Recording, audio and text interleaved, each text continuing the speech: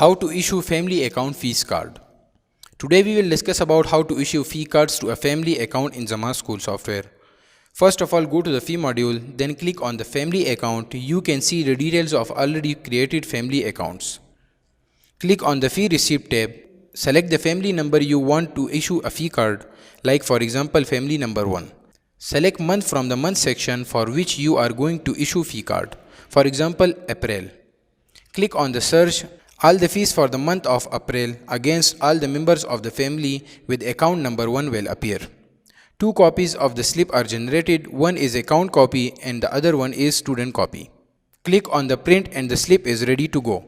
Benefits of issuing a single slip to a family is you give a single copy to as many as students for a single family. You can deal a family easily. Similarly, if you are going to collect the fee from a family, click on the collect fee, enter family number like for example 1, enter the collection date, click on the search and all the students with fees dues against them in a family will appear. You can collect payment here from each student.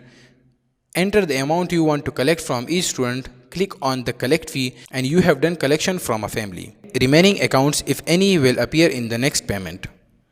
Similarly, you can do the same procedure for other families as well.